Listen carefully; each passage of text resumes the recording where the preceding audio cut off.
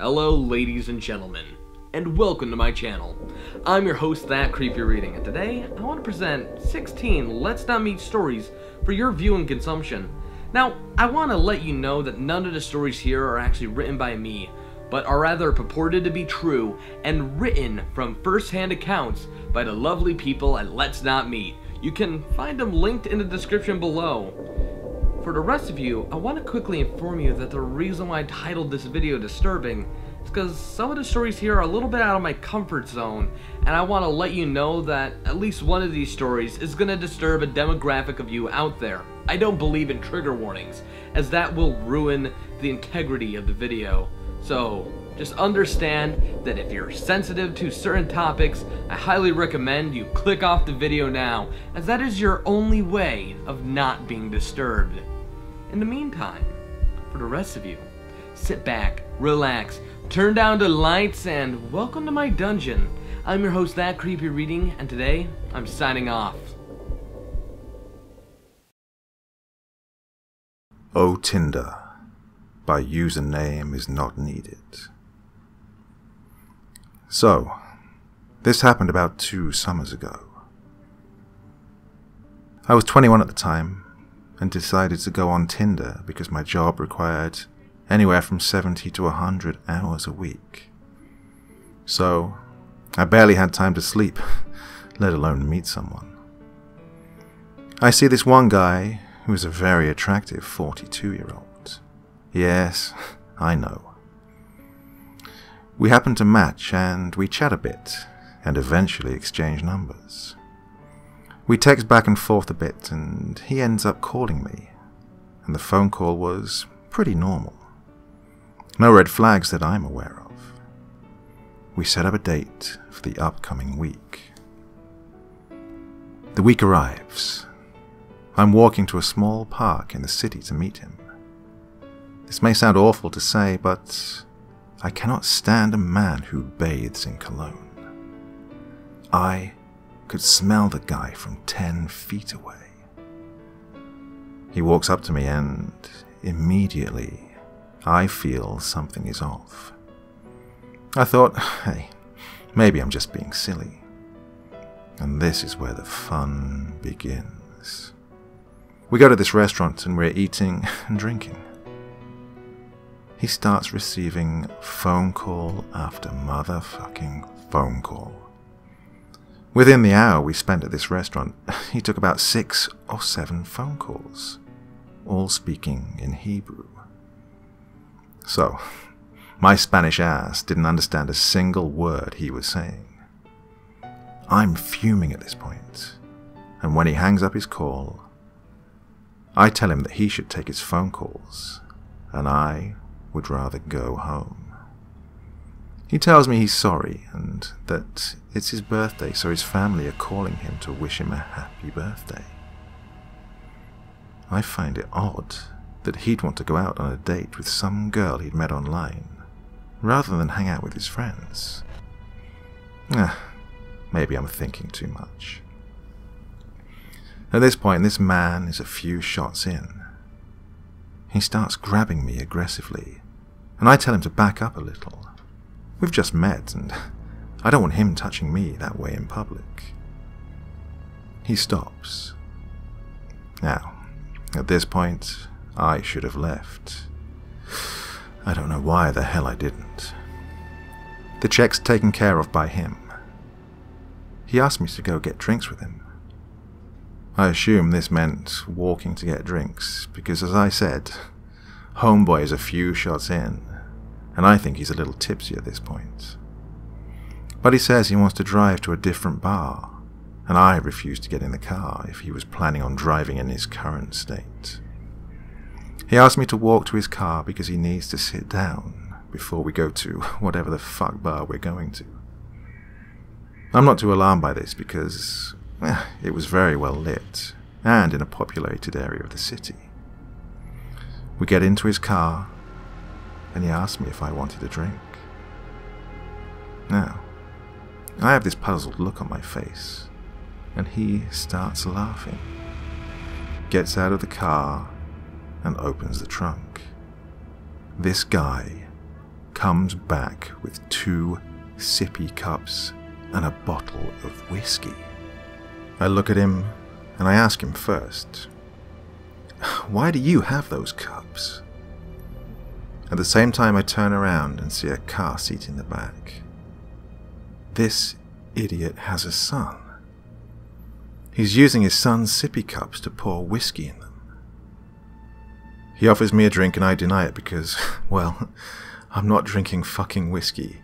A, in your car, and B, out of your son's sippy cups, and C, from a bottle that has already been opened. He starts getting agitated and he gets back in the car, closes the door, and asks me if I wanted to drink, which again, I replied no. I told him, "Listen, you shouldn't be drinking in your car like this. You can get arrested. There are cops all around here and you're 42. You're old enough to enter a bar now." With that, he gets visibly angry, and his voice gets louder, and he says, "Shut the fuck up." At this point, he grabs me by my hair, and he tries to jam his fucking tongue in my mouth, and I tell him to get the fuck off me. He stops and looks at me, and he raises his fist to try and punch me. My adrenaline kicked in, and I started punching as hard as I could, and I ran out of the car with tears in my eyes. As I'm running, these guys, I think 4 or so, come up to me and they say, I kid you not, "Why the fuck are you hitting my friend?" At that moment, I didn't really process the question, and I kept going.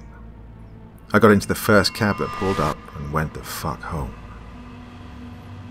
When I got home, I started wondering, hey, wait, why were those 4 guys there in the first place? His friends? What were they planning on doing? I was terrified at this point, but grateful to have been able to make it home safely. And it doesn't end there. Next morning, I get a text from this guy on WhatsApp.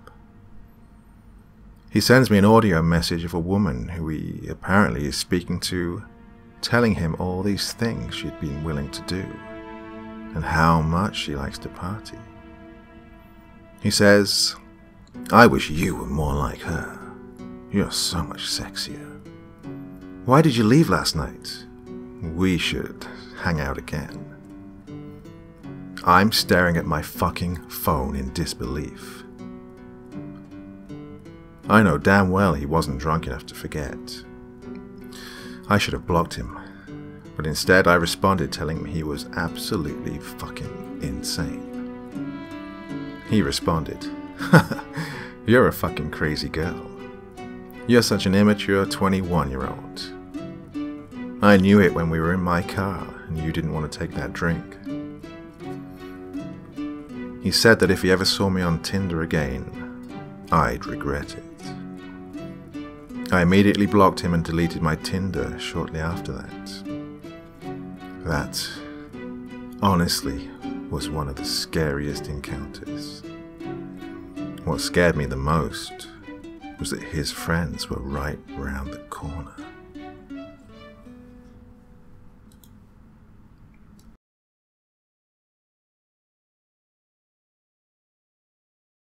I was driving back to my college from my family's house after Thanksgiving break. I was traveling through a rural area in the Midwest and I suddenly had the urge to pee, badly. I was reading all the road signs I came across to see if there was a nearby town that I could stop at to find a gas station or something to use their restrooms. Unfortunately, the nearest town was 30-ish miles away, and I had to pee so badly it was unbearable. I finally made the decision to get off at the next exit that I found, even though they don't lead to any towns. Shortly after I pulled off on the next exit, I came across a gravel road. I thought this was perfect because I didn't want to get in trouble for exposing myself in front of anybody, and it was a very private road. So just so you're all aware, I'm female. It is very difficult for females to pee on the side of the road. I thought the best course of action would be to take my empty McDonald's cup and pee into that. I did just that, inside of my car, just in case anyone drove down the lonely road. I had finished my business and dumped the cup into the grass on the side of the road. I was starting my car and getting ready to turn my car around back the way I came when I saw a bright red car speeding down the road I was on. It startled me, but they drove right past. I thought to myself, it must be the locals out messing around. I started to drive off and I saw a dingy, rusted red pickup truck coming down the road after the car. They too drove past me. As they passed though, I saw two male passengers who were staring straight at me. This freaked me out a bit, but I told myself all the more reason to get a move on.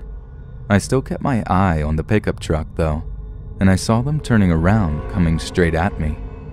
This freaked me out so much I decided the best course of action would be to drive in their direction, continuing on the gravel road as opposed to turning around, giving them opportunity to chase after me.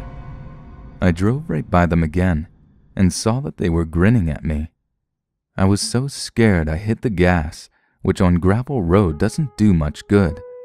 I finally got a grip on the road and headed along the gravel road. I looked in my rearview mirror and they were following me again. I was freaked out. My hands were shaking. My foot was flooring the accelerator and I reached for my phone. Now, I'm not the person to call 911 in just any situation. In fact, I was scared to call 911 because I was afraid I was just being paranoid. But as I looked in my rearview mirror again and saw them gaining on me, I called the police. When I called the police, the operator picked up and I explained to her what was happening.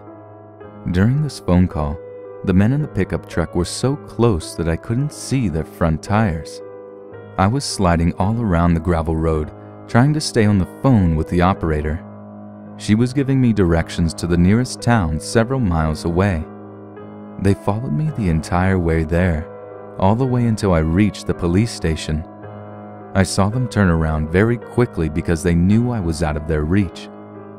I definitely learned my lesson from this, and I think from now on I'll stick to peeing in public restrooms.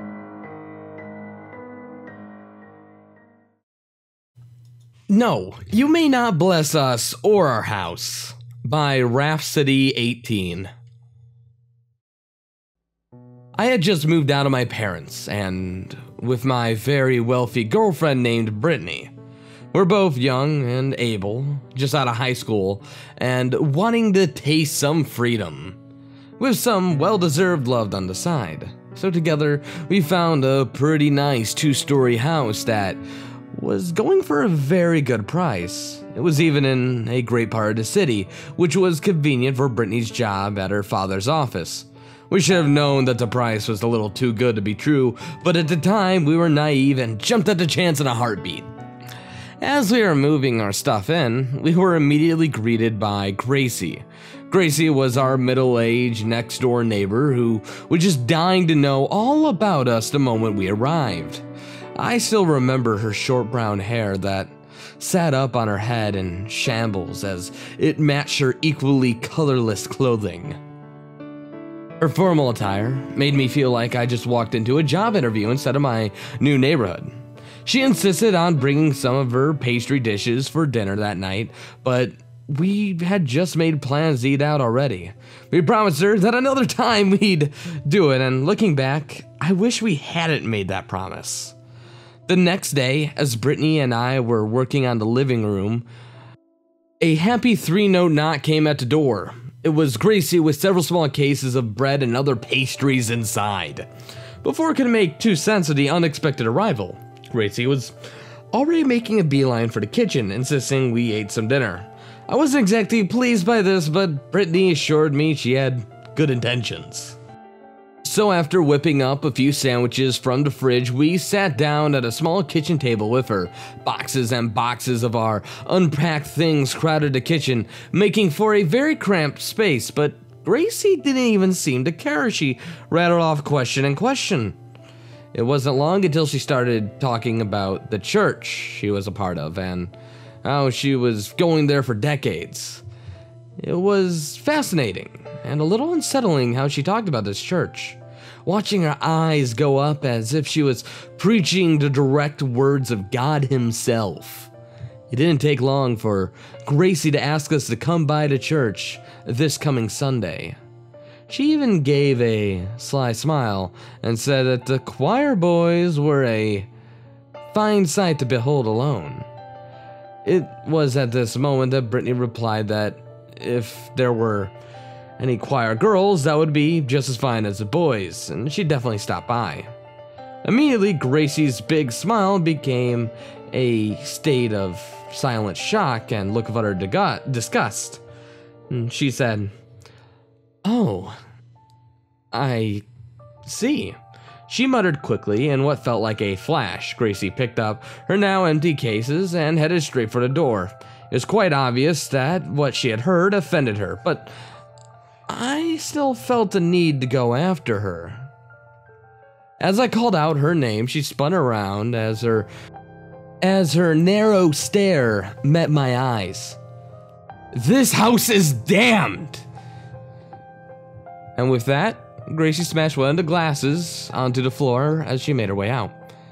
As I went to close the door, Gracie was screeching at what I think were scriptures of the Bible as she stormed down the sidewalk. I then proceeded to clean the glass. Brittany was laughing uncontrollably at what just happened. Well, Gracie was certainly out of line. I didn't see any humor in what Brittany did. Just 2 days in, and the neighbor already hates us. It wasn't until 2 months later that we heard from Gracie again. It was nearing Halloween, and I felt like setting decorations up in the front of our house. Pumpkins, skeletons, the works. As I was pasting some stickers onto the window, I heard a familiar voice from behind me. "It's not too late, you know." I turned to see Gracie dressed in all black, like she was going to a funeral. "The Lord will forgive you and your friend, but you must listen to me." I still felt bad for before and wanted to try rebuilding a healthy relationship with this neighbor, so I asked her what she wanted to do. Apparently, he needed to bless us and our house, as it was put in a strict religious regiment. I calmly told her that we needed to find a alternate, non-religious way to make things right. Gracie wouldn't hear it. She even threw a small Bible at me, telling me to read the Word of God and that she would be back the next day, and briskly walked to her house. I, in turn, returned to decorating with no interest in reading that holy book. I didn't even bother telling Brittany at this point, because I know she'd just make it worse. Well, the next morning, before Brittany and I were awake, we awoke to a loud noise coming from the front yard. Brittany decided to check it out, as I wanted to sleep. It wasn't long before I heard Brittany yelling profanity outside, and I brought myself out of bed to see what was going on, and what I saw was shocking. There were pumpkin and skeleton pieces all over my front yard, ripped orange and black streamers blowing away in the wind, and torn stickers on the front porch. Lo and behold, it was Gracie as she held the streamers and pumpkin pieces in her hand. Brittany was right in yelling at her face. Did this woman really just destroy all of our decorations? Gracie saw me and demanded to know if I had read the Bible. I couldn't even get a word in. Brittany was demanding she leave the house at once or she'd call the police. Gracie, obviously not wanting that, tore back off to her house. It was at this point I realized that we had a real problem on our hands, and I certainly did not need this in my life. After that, Gracie resorted to putting Bibles on her doorstep every night, and sometimes even preached in front of her house. This is usually met with Brittany running around and screeching like a harpy at Gracie to run away. This made me very uneasy, and Brittany especially angry. We tried going to the police, but they seemed reluctant to do anything, as usual in these stories. They constantly promised to go talk to her, but I don't think they ever did. Part of me thinks this is because they had bigger problems than a little old lady that threw Bibles and glass cases at people. But another part of me thought mine and Brittany's, identity could be a factor in this. I spent numerous nights crying as, life went on. This wasn't a dream I envisioned living. Things came to a broil a few days into December. I was just finishing the snow shoveling when I found myself being pushed out of the way by Gracie as he was heading towards my house. I didn't even notice her coming. I demanded to know what she was doing and that she make her intention as clear as day. She was going to bless the house, whether we liked it or not. I wasn't having it anymore. No, you may not bless our home. Gracie shook her head and said that we would thank her eventually. It was then that Brittany came outside and kept Gracie from going into the house, and then I called the police. What I didn't notice was that Gracie went for the snow shovel, and I didn't know until it's too late. She begun smashing the living room windows, which I assumed she was doing that for a way to get in. However, she only managed to smash a few small panels before she could do more, and before Brittany ripped the shovel out of her hands. And with that, Gracie fled to her house, screaming once again, "Lord, cleanse my soul! Lord, cleanse my soul! Beast, beast!" And with that, she slammed her door. After that, we decided that it would be the best case scenario to move in with Brittany's family as we looked for a new place to live. Yes, we are doing nothing wrong. We could have kept fighting, but we didn't want things to escalate any further, especially with that harpy Gracie. We were out by the end of December. That whole month, we didn't see Gracie at all. That is, until we drove away from the house one final time. Out of the corner of my eye, I saw Gracie speaking some words through her front window. Was it another verse from the Bible? Was it another death threat? Hell, maybe a moment of clarity asking for forgiveness. I don't know for sure, but there's one thing I do know. Gracie, let's not meet again.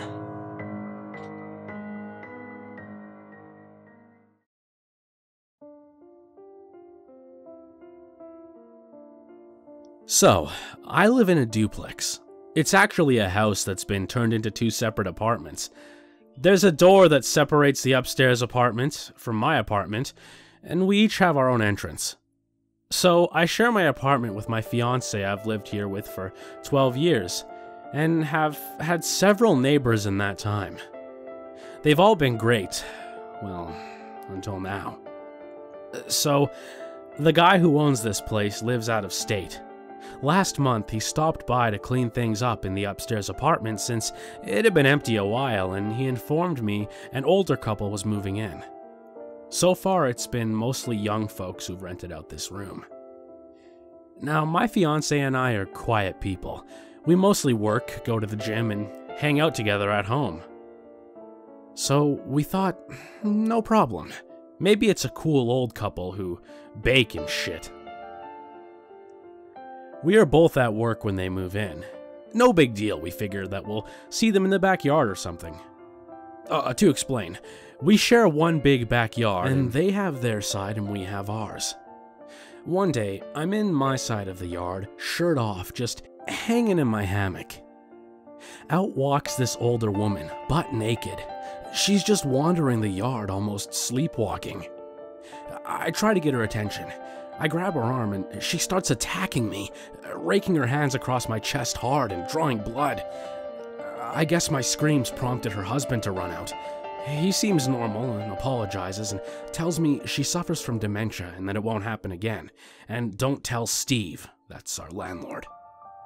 I tell him it's okay, and I go into my apartment and all is well. But, well, not really. You see, we start noticing that certain clothing items belonging to my fiancé have gone missing. As in her underwear, a few bras, and a nightie or two. We all share a washer and dryer that's in the garage, so fiancé knocks on the door to ask, "Hey, have you seen my things?" He keeps looking at my fiancé in a creepy manner, and says no, he hasn't seen her stuff. We have an extra fridge in the garage. I hunt and fish and usually use it to freeze venison or fish, or we store extra food in it. Well, food starts going missing, and after our foods were taken out, a dead carcass is left in its place. For example, I had bison and elk meat in there. It gets taken and I find a dead skunk, obviously roadkill, left in its place. Our frozen pizzas were taken, and a possum, also roadkill, was left in the freezer, its intestines frozen to the freezer's bottom. And that's not all. The old lady from 1 a.m. till 4 a.m. will cry, scream, wail, and bang shit. Sometimes she just laughs, like straight up creepy laughing for 6 straight hours, and her husband is constantly creeping on my fiance and even me. One day, I'm in the yard reading while lounging in the sun, and I see him watching from his kitchen window. Last week we called the landlord. He explained that they're family and he doesn't feel comfortable kicking them out. Supposedly it's his wife's aunt and uncle. So we told him we're noping the fuck out. Since we have a month-to-month lease, we'll be moving the fuck out of here in December. Until then, we're staying at my parents' because tonight we went to bed and I woke up because I heard whispering. I turned on the lights, and standing there, dressed in one of my fiance's nighties, was my neighbor. His wife was naked, and they both were standing in my fucking bedroom, just staring and smiling in the creepiest and most disturbing way. I grabbed my girl and my keys and ran the fuck out. Tomorrow I'm going to the cops and having them escort us to the house, getting my shit, and getting the fuck out of there. So weird fucking old couple, let's never meet again. The Man with the Plan by Indy Clear. This happened in my old job at a quiet, small outdoor mall, where I worked as a guest services supervisor and worked closely with security. Part of our job was to walk around and offer help to people who looked like they needed it. On this weekend day, it was only girls working the office. Sarah, myself, and my best friend, who was the security supervisor, Melody. There was also Juan, the bilingual housekeeper, who was walking around and cleaning up guests' lazy habits of not throwing trash away. Hey, there's trash cans everywhere, people. Use them. We're all about 22 to 25 years old. It was Sarah's turn to go out and walk around. Now, she's not gone long, however, and comes back with this short Hispanic man, who we'll just call the man, and looks to be about the same age as any of our dads, with a confused look on her face. Anyways, she walks in with the man and comes up to the desk and tells me she thinks he needs help finding a job. We would advertise open jobs in the mall on our website, so it was very common for people, mostly high school kids, to come in asking for a list of job openings. So, I print one out, and the man looks at me and shakes his head. He points at Sarah and says something in Spanish.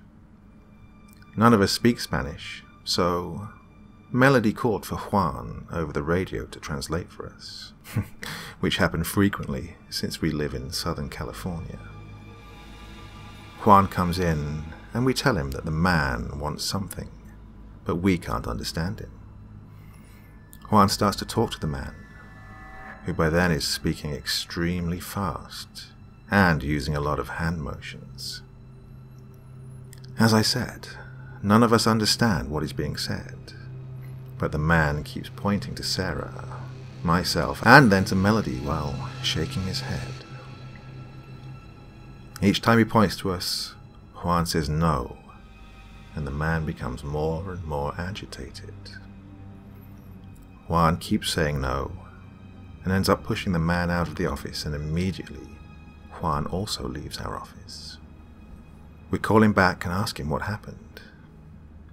He doesn't want to tell us, and gets upset at us for asking him. Finally, we get him to talk. The man told him that he wanted to first take Sarah with him And then, when she brought him back to the office, he decided he wanted to take me with them as well. He didn't want Melody because she was wearing a ring and looked angry. Juan kept asking him where he wanted to take us. The man said the world was going to blow up, and he wanted to take us on his spaceship and go to another planet and have babies there. After Juan kept telling him no, that he couldn't take us, the man kept getting upset and said he would come back for us another day. Obviously, we were all freaked out, and since this was such a quiet, small mall, there was no surveillance system in the place. We each told our managers what happened. We didn't see the man for several weeks, until Sarah, Melody, and myself were all working alone again. The man walked in and came towards Sarah and me. Melody jumped in front of him and started to yell at him to leave, but the man kept saying something and pointing at us. Pointing outside, and then up in the air. And then he left. This happened again later that week. Finally, management agreed to let us call the police after Juan and the man ran into each other, and the man told Juan that he needed to get us to his spaceship by October the 10th, which was just a few days away at that point, because that's when he was going to blow up the mall. The police were notified. We all gave our testimonies and descriptions of the man and the several encounters we'd had. By this point, Juan had turned in his 2-week notice. Unsure if it was due to this situation or what. On October 10th, there were several patrol cars in the parking lot, and a few more uniformed police officers roaming the mall, with one stationed in our office all day. Thankfully, by the end of the day, nothing had happened. We never saw the man again.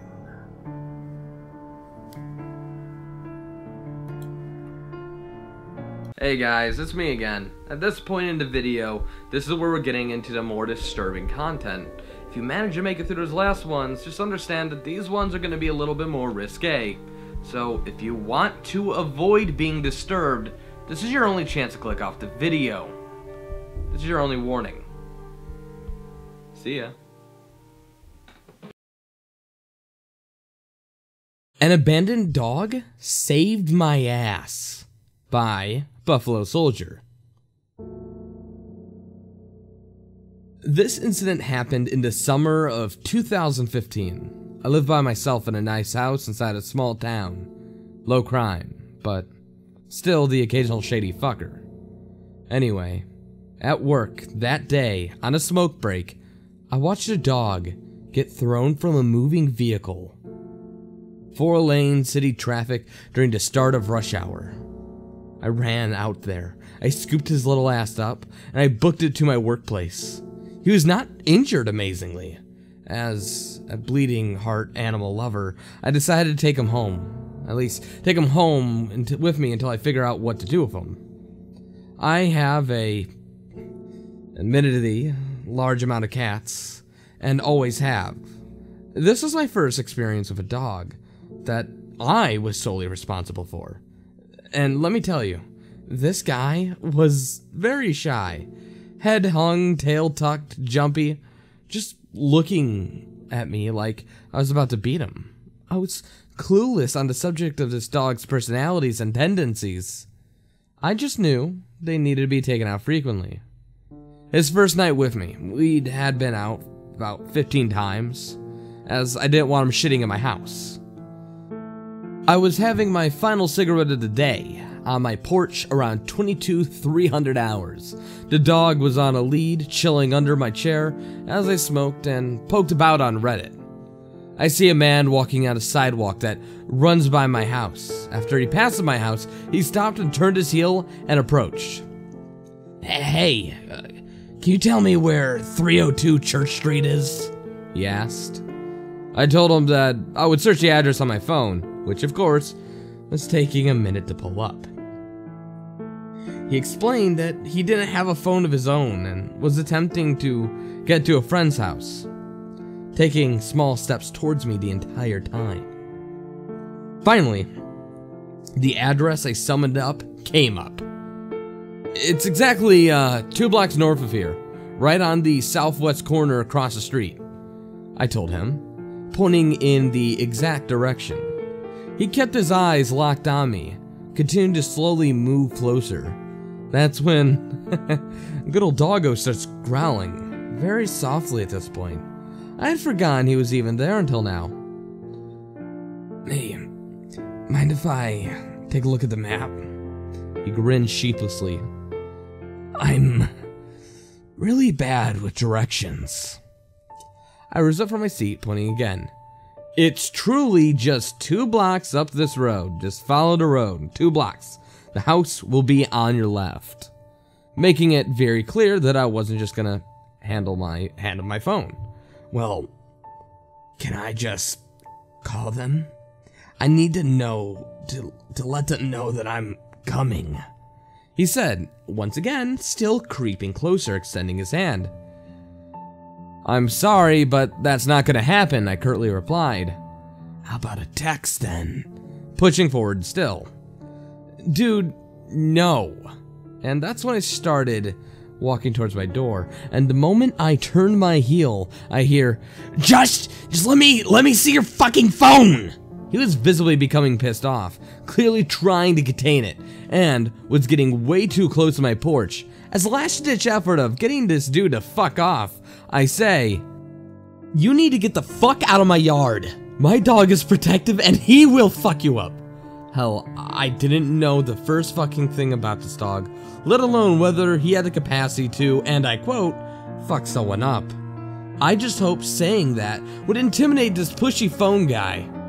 Like I said the magic words, Pupper springs into action. A La the Wolf creature from Neverending Story. He emerges like a fucking bullet from under the chair, growling and snarling, barking his little ass off. He jerks me damn near off the porch, trying to get this guy. He sounded like and acted like an 80-pound dog, not a 40-pound little beagle mix like I had originally found. I was afraid. I didn't know if the pup would turn on me, as stated previously. At the time, I knew absolutely jack about dogs. He backed his hindquarters into my legs, almost nudging me into the door, but still carrying on his barking. Eyes locked on the phone dude, baring his teeth.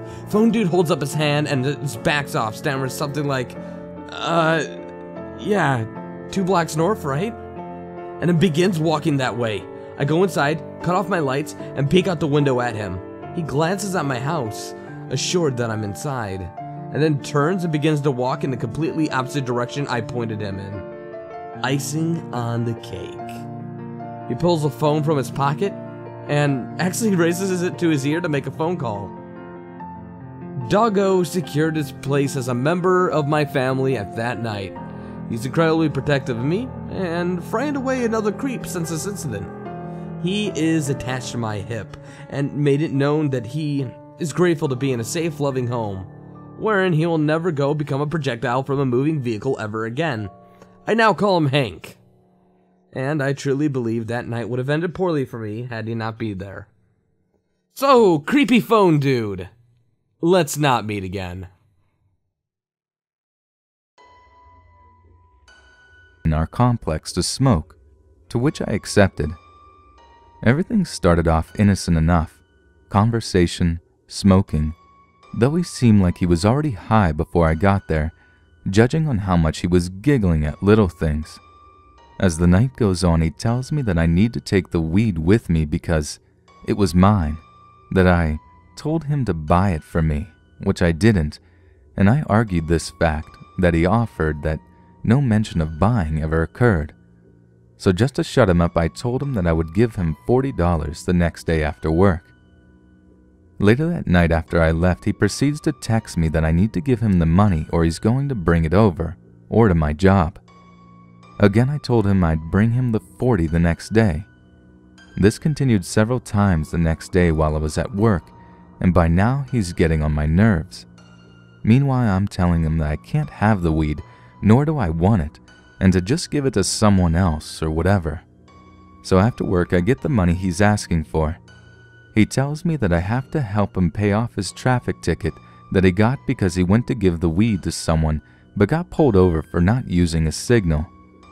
So now he's telling me I have to give him $160 because he can't have a ticket because he's trying to get custody of his kids, which, looking on it now, I doubt was even a factor.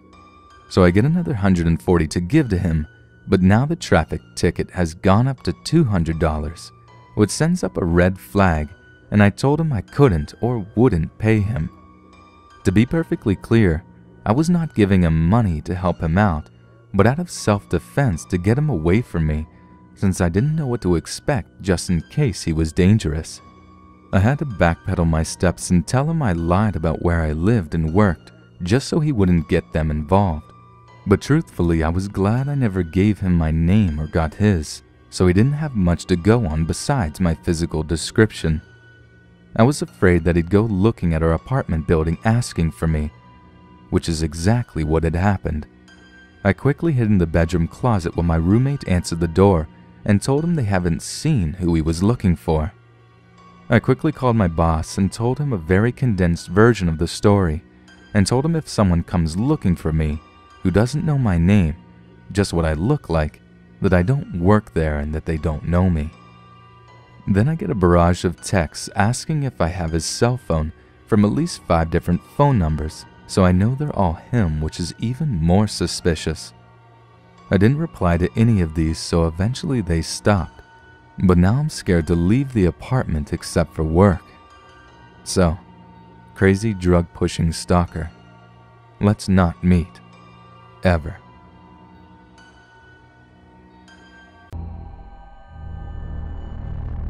My neighbor was a murderer. I think I was almost a victim. So, this happened in 2013. This kid named Johnny moved in next door to me when he was around 12. And, for the lack of a better term, this kid was pretty much a pussy. I remember one time he fell on his skateboard and didn't land hard at all, and was crying his little heart out in my driveway. This was like when he was 16. So now, fast forward to when this kid is like 18 years old. By then I'm selling coke and molly pretty heavily, and he's one of my best customers. By now he's hanging out with some pretty shady people, who my parents obviously aren't fans of. My parents also didn't know I was selling, because I was pretty good at keeping it under wraps. Johnny was clearly a follower. He went from being some skater/emo type to some wannabe thug, which he just wasn't built for. So, my parents go to the Outer Banks of North Carolina every year for 2 weeks, and they ask if I'll come and stay at their house while they're gone. I was pretty excited about this because their house is much nicer than the shitty little one-bedroom apartments I had at the time. So, everything was going fine in the house. I had my on and off again girlfriend over all the time, and there was quite a lot of drugs and alcohol going on. I was far from the same back then. But I'll never forget this. It was a Thursday night. My girl had left a few hours before.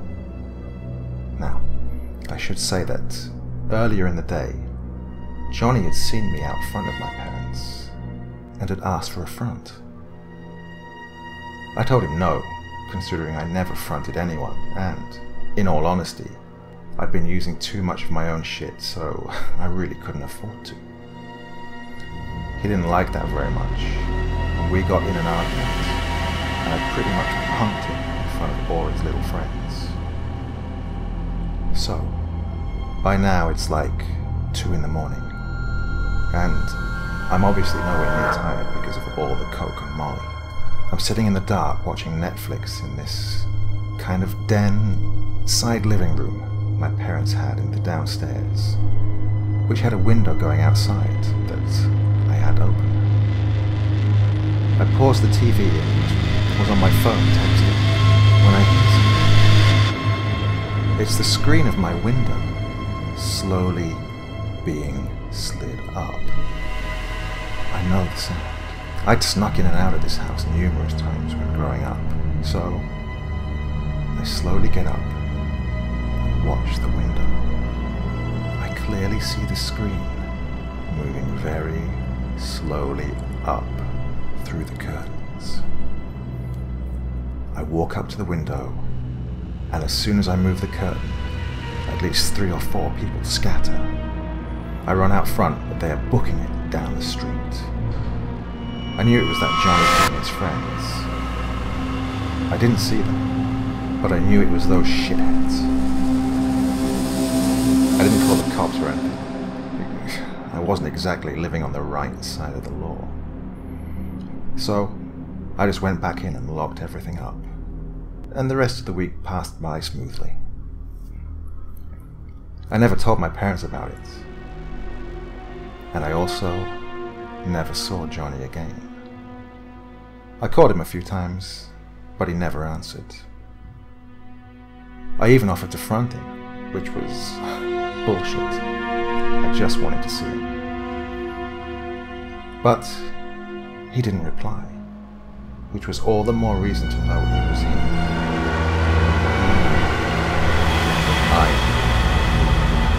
So, another month goes by and I'm watching the news.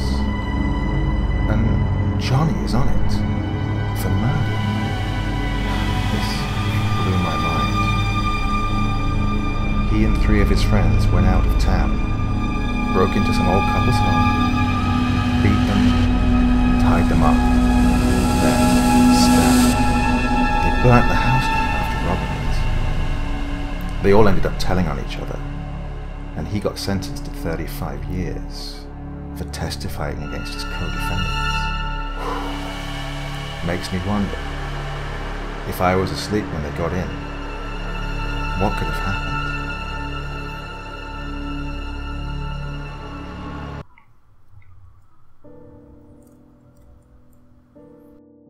Almost Abducted at Work? DVR footage gave my boss chills.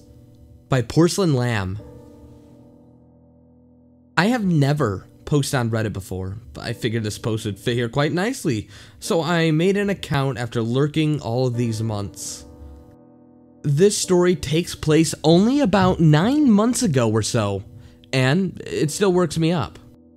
I've worked at a GameStop for about 4 years and in multiple places, some sketchier than others. I'm a key holder there, so I often close the store, so I'm normally out and about around 10 p.m. The last 2 years, I've been rather nice at GameStop in a better area, so I discarded my habits that I had accumulated over the years for my own safety. I'm about 5'3" and pretty small. I know I'm a target for unsavory things. Anyway, it was about 10 p.m. and I closed with my other employee. I don't have a car, so I had to wait for my ride, which wasn't out of the ordinary, I should mention. She was running a little bit more late than usual. Whoever I close with always offers to wave me until my ride shows up, but I always assure them that I can leave on my own and that I'll be fine. The store I work in is a decent-sized strip mall plaza, with many other stores including a Walmart that's a little bit more than a quarter mile up the parking lots. Most stores close a little sooner than us, so we're typically the last ones out anyway. The associate I closed with walked across the lot to his car and got in, and then waited about 5 minutes and then proceeded to leave. I waved his way on as he passed by me. As he did, I noticed another car further back in the lot.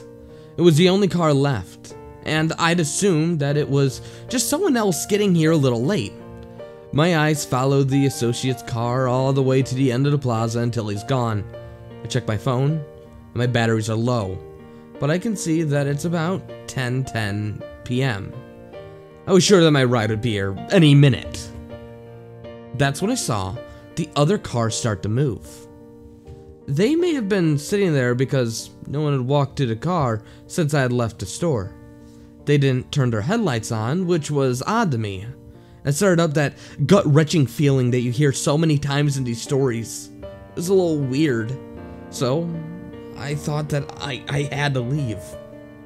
But, for whatever reason, probably out of a subconscious fear that if I leave, my partner won't be able to find me and my phones will die, this other car started to drive around the lot and then slows down near me.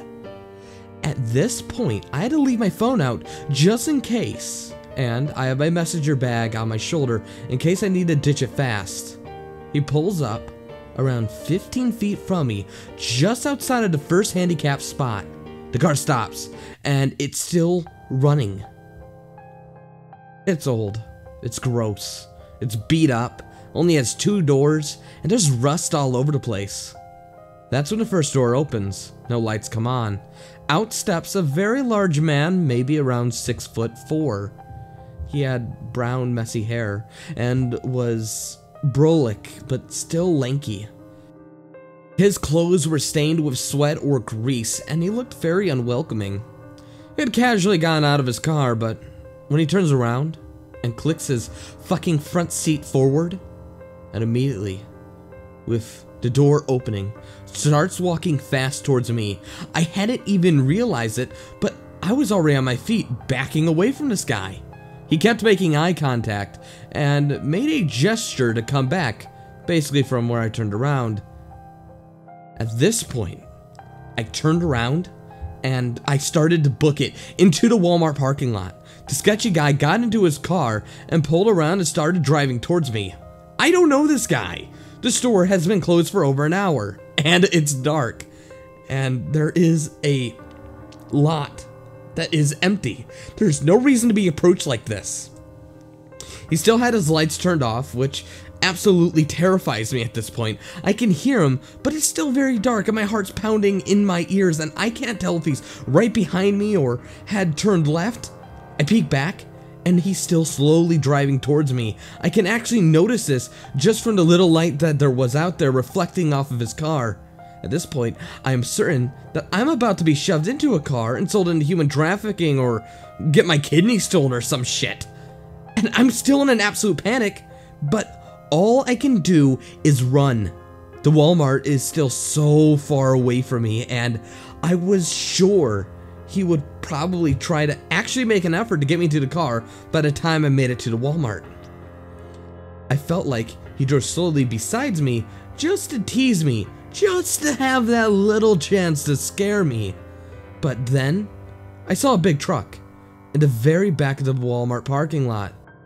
With about 5 people standing around it, there was another car with their hood up. Someone was jump-starting a car, and that's when I got the idea. I hauled ass left in their direction, and since they were closer, and as soon as I felt I was in earshot, I started screaming for them, just to let them know that I needed help and that there was a car chasing me.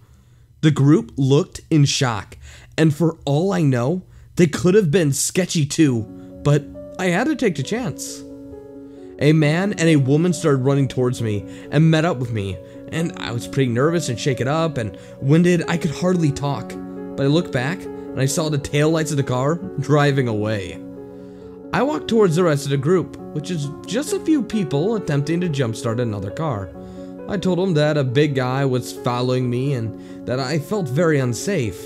They offered to call the cops, but I was unable to see his plates and I just really wanted to get home. They offered to give me a ride to the Walmart, which I politely declined under the circumstances. The 2 women of the group and 1 man were kind enough to, at the very least, walk me up to the Walmart, and even waited with me for my ride to arrive. I thanked them, and that's when I got into the car and headed home. After that happened, I requested to open for about a week or so I wouldn't be at the store for after dark. The company was really nice about the whole situation. The next day, I told my boss what happened, and we both watched a DVR in the back. It was incredibly uncomfortable to watch, but we forwarded to the local police. The police didn't end up finding much, but they now keep a squad car patrolling the plaza from around 9 to 11 p.m. I don't take chances anymore. I wait inside a store until my ride calls me and is in sight. I was bothered for a little while, even though I feel I was very lucky. I always felt like that type of thing only happened in the city, or in very unsafe places, but not to me, not here. I haven't discussed this much since, but it still bothers me. You're never really safe. So, a creepy grease-stained man who chased me in a car. Let's not meet again.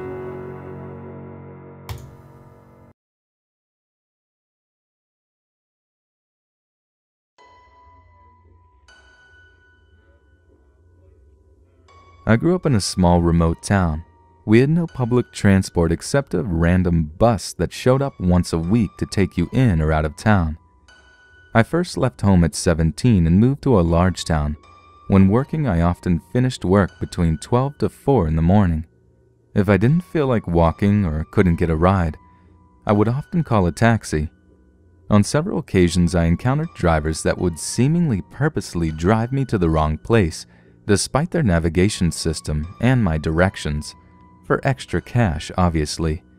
And on one occasion when I had two $50 notes stuck together, the cab driver tried to take both, telling me I gave him one. At that time I lived with a housemate who was hardly home, which meant me at 17 basically had an entire house to myself. Despite some incidents with the taxi drivers, I wasn't aware of how damn right creepy some of them are. I'm in my 20s now, and people I've encountered tell me how some taxi drivers tried to molest them in the cab, rob them, and even kidnap them. With my story, it was about 1 to 2 in the morning.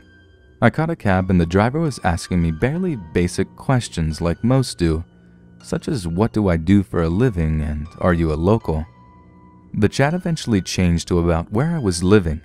I made a comment that out of like 3 weeks of the month, I get the house to myself, which the driver replied, "You probably shouldn't tell people that." Then somehow the air felt like it was sucked out, and I stopped talking to him. He did continue trying to get me talking. After I paid, he sat in the taxi with the lights on in the driveway. I originally thought that he was turning around, but he was there for ages. I heard a car door open and close when I was upstairs, yet ignored it until I heard the neighbor's dog bark. With the dog, it lived in the backyard of the neighbor's house. However, whenever someone went through our side gate, it would start barking. I freaked out and immediately turned on all the lights in the house. I also got my bedside weapon and then listened because I knew someone was in the backyard. I could hear someone trying all the downstairs doors and windows. I started calling the police. When I called the police, I was whispering into the line and ended up talking to the bitchiest woman on earth who talked to me like trash. Also, no matter how many times I repeated the situation, she would say, "So a taxi driver at your house? Did you order a cab?" I eventually heard a car door close and the taxi left. After telling bitch face this, she told me she'll get me fined if I prank called again. The next day I found large shoe print tracks all around the house, like someone walked around it several times.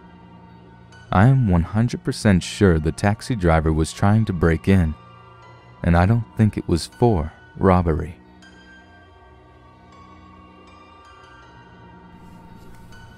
My stalker broke into my house and stole a pic of me. By Lennon the Great, 28. So, let's get some things cleared up before I start.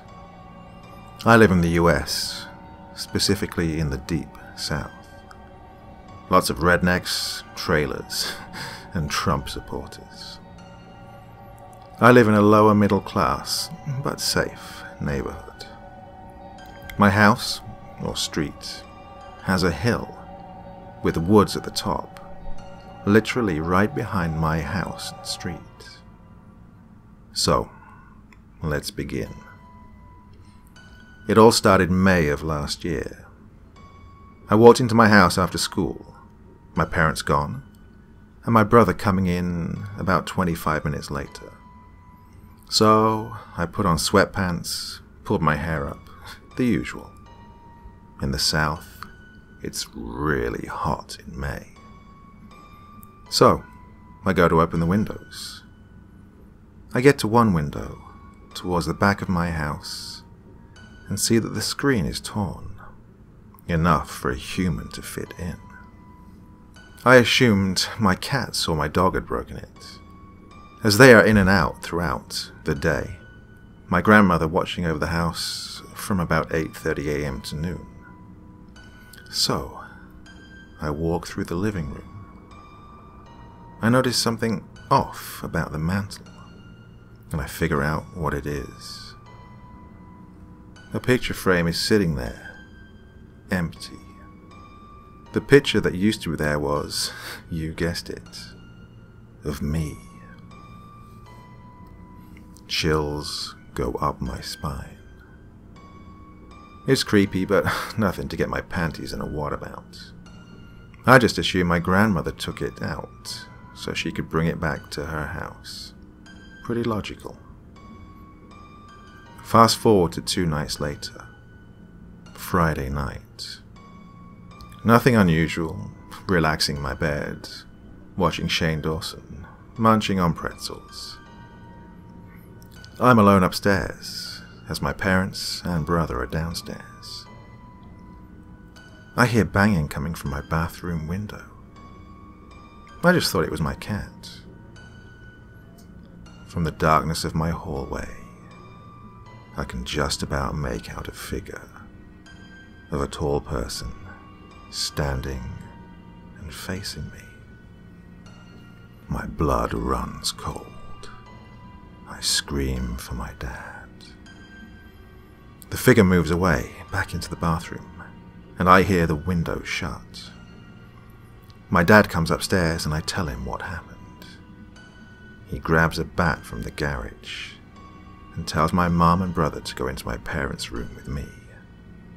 My dad found nothing. That night, I think back to the picture thing. I call my grandma, and she says she never touched the picture.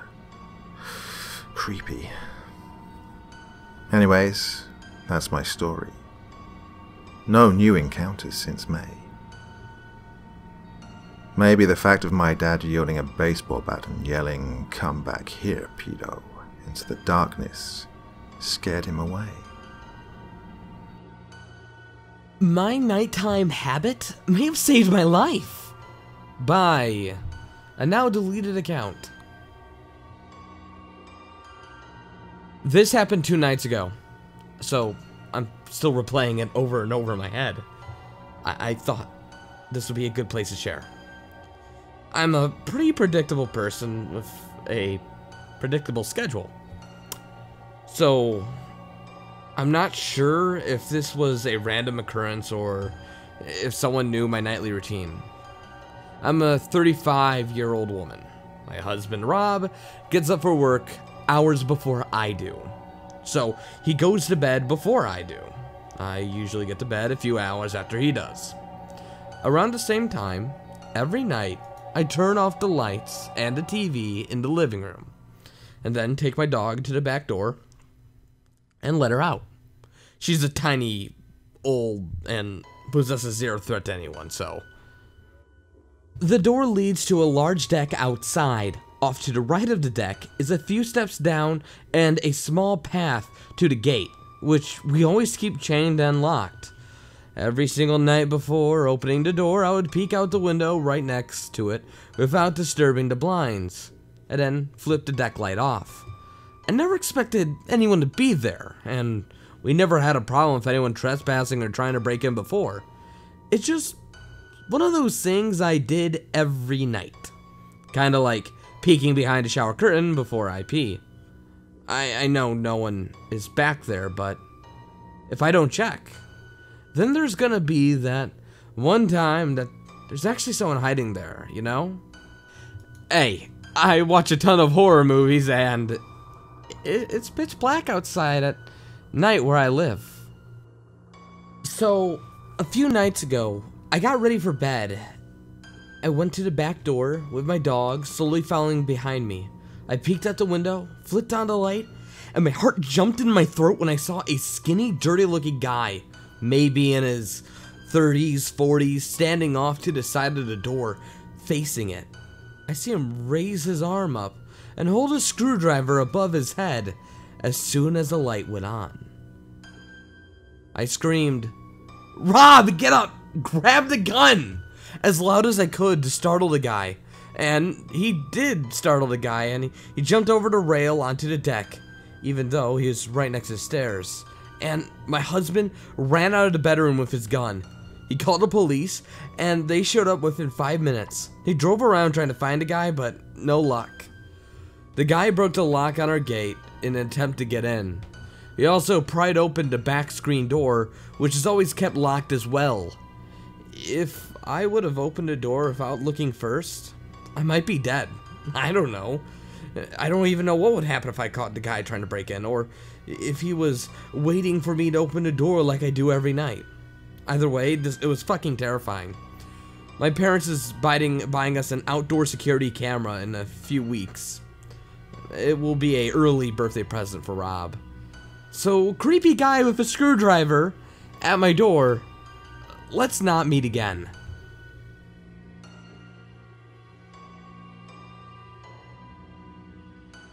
About 5 years ago, I lived in a co-ed residence at my university. This residence housed a few hundred undergraduates, with girls' wings and guys' wings on each floor. In my first year living in this residence, I spent a lot of time with my then boyfriend. He didn't have a roommate, but I did, so we usually hooked up in his room. The guys living in his wing were my good friends, except for Kyle. Kyle was a creep and an asshole. One night, I left my boyfriend's room to go to the bathroom after we had sex. I opened the door and Kyle was standing right there, like he had been listening through the door. My boyfriend and I yelled at Kyle, but Kyle laughed it off and walked into his own room. Kyle started following me around campus, calling me a whore, making sex sounds, and asking me if I liked it like that. If he saw me on campus, he would leave his group of friends to walk about 10 feet behind me and whisper. It started to freak me out, so I let campus security and my friends know. Kyle was on the football team, weighed at least 200 pounds, and I didn't feel like I could defend myself from him or outrun him. Campus security said that he couldn't do anything unless he actually harmed me. My friends started to help me keep an eye out for Kyle to avoid him. This continued on for 2 years. In my second year, I lived in the same residence but on the basement floor.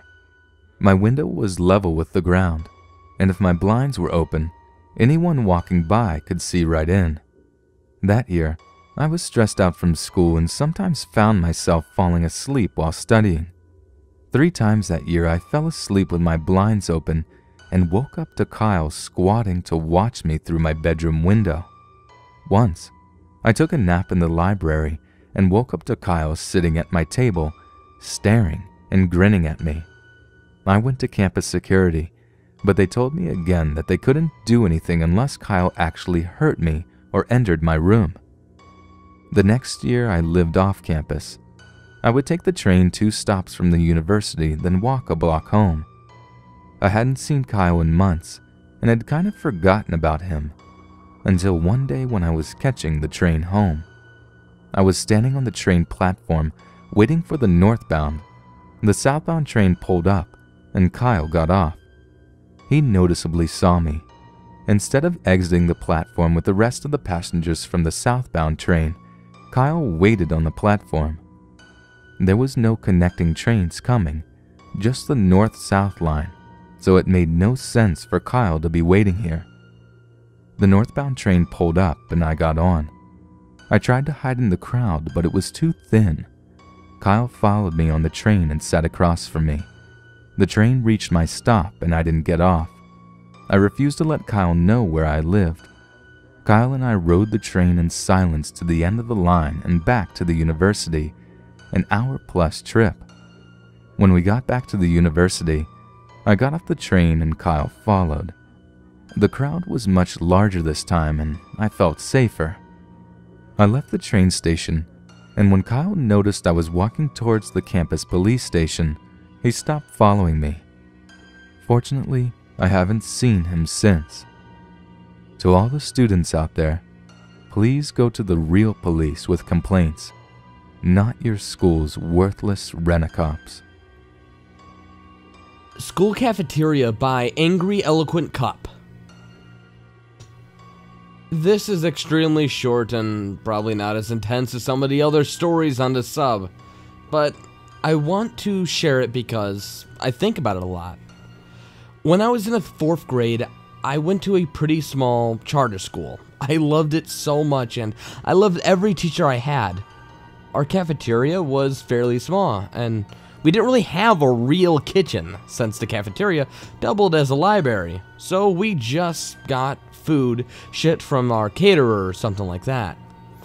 Anyways, I know almost all the cafeteria people because they were the other teachers and some of the office ladies. We had recess aides that cleaned up the tables and everything. One day, there was a new guy there. He was tall, but maybe that's just because I was small.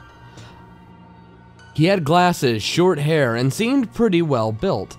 He was cleaning up one of the tables and was just weirdly staring at the children. You know that just horrific feeling you get when you know someone's bad, or you think something bad is gonna happen? Well, I got that feeling. The hair on the back of my neck stood up. I felt like I was gonna throw up. As a child, I was very trusting and never felt this way before. It was only with this man. I ignored it though, and just kind of observed him with my friend Abigail. For about 2 weeks, this kept happening. I'd go into the lunchroom, eat as fast as I could, and try not to make eye contact with the dude.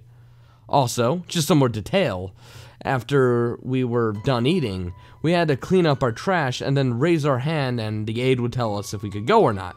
So one day, I'm done eating my lunch, my friend and I raise our hands, and I'm praying that he's not the one to tell us because I hated looking at him. It always made me feel terrible on edge. But lo and behold, he looks right in our direction. Usually, the aides are fairly lenient and would just nod their head from across the room, but he was different. He walks slowly over to us and gets an inch away from our table. He pulls a rag and wipes it. "You left a lot of crumbs," he says. We just stared at him because, I mean, what the hell do you say? It was his job to clean up the crumbs. We picked up our trash, but he stares at us for what feels like forever and says, "You two are so adorable. You look like siblings. Like dolls." I seriously thought I was gonna vomit on him then, but he continued with, "So, do you play with dolls? I'm sure you do. I bet you like dressing them up." You might be thinking that he was harmless and what he said wasn't that bad, but he had never spoken to a kid before, or at least that I saw. He didn't even talk to the aide, so he finally tells us that we can go, and waves after we're leaving. I told my mom after the first time I saw him, but now I ran to my teacher's classroom and told her everything. That I had always had a terrible feeling about him. Abigail backed me up, saying that she felt the same way. The very next day I didn't see him, and I never saw him again after that. That sounds Jurassic, but I'm glad that the school took it seriously. Because who knows if a kid would have gone missing or gotten hurt by him or something like that. Or what if someone already had? So, creepy dude, let's not meet again. What's Wrong with People? By David and Ann. This was a recent encounter. My husband and I own our own business doing minor remodeling and home repair. We've been doing this for quite some time and have met our fair share of, less than normal people, but no one comes close to Faith. Faith was actually the sister of one of my husband's exes, a fact that was withheld from me for a long time. Anyway, she heard of us from mutual friends and she hired us for some landscaping and building a gazebo. At first, everything was normal. She was very polite to me, even though she mostly talked to Fred. After about 4 days, though, things changed. She became very rude and no matter what would only acknowledge Fred. She began to dress like me. At first we had totally different styles. By day 8, it came to a head when she followed Fred into the house and he came back out looking downright scared but refused to tell me anything. The whole time I had to keep my cool because this is our business. And that night, I caught him trying to delete texts. I was floored. Fred is, in no way, the type to lie or cheat. I'm almost ashamed to admit it, but I snatched the phone out of his hand and my goodness, there were at least 50 messages about how he needed to leave me for her and how she could make him so happy.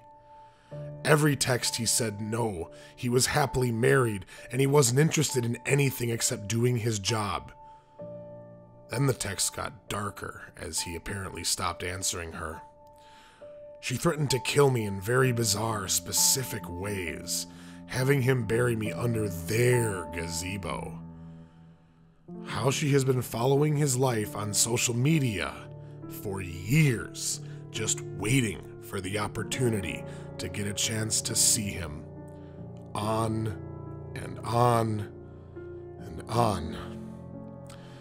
He told me that day she followed him, and she had thrown herself at him and he had declined. He was hoping it would stop, but she'd been texting him all day. Some friends of ours in the business finished the job for us and we blocked her on all accounts. There have been 2 texts from random numbers detailing what we had done that day and how if he would let her get rid of me for him, he wouldn't have to feel guilty. It's been a few weeks and we haven't heard from her since, but I still am kind of freaked out when I'm all alone and there aren't a lot of people around. Creepiest thing ever.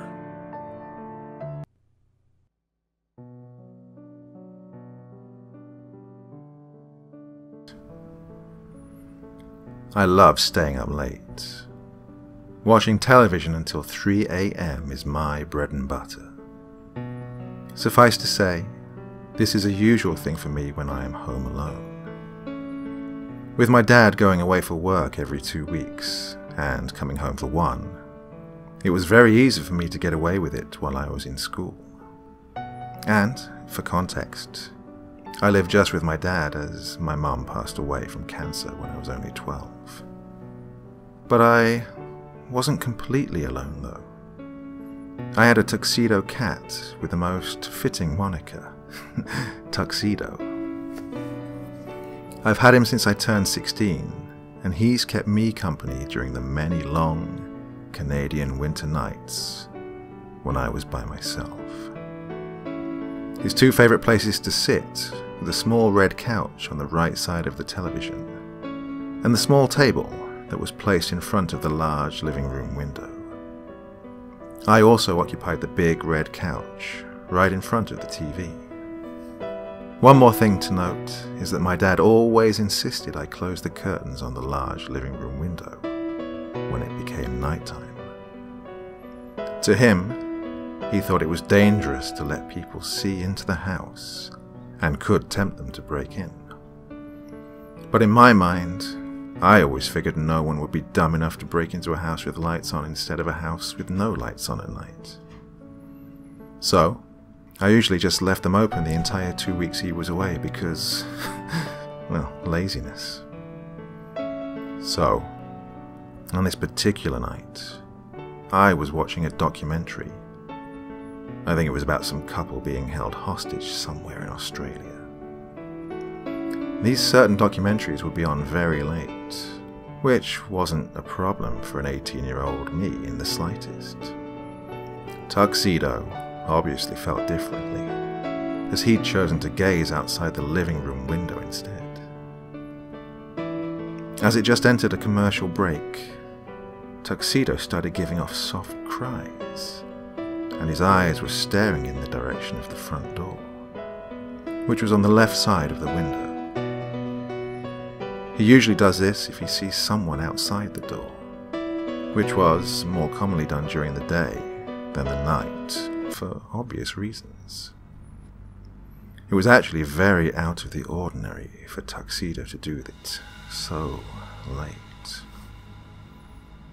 At first, I assumed it might have been an outdoor cat, or a wild rabbit by the door. But I knew Tuxedo's wail for especially worrisome situations, so I decided to check it out for myself. Now, here's the layout of my front door entrance. Tuxedo and I were on the top floor, but the entrance was at a lower level that was between the top floor and the basement. There was a small staircase that went down from the top floor towards the front door, and a second small staircase that went further down, away from the door to the basement. So, I'm standing at the top of the staircase, about to go down and open the door to see for myself, when I see a large shadowy figure in the frosted glass of my front door. I nearly collapsed to the ground when I saw this. It was definitely not my dad, and 11 p.m. at night.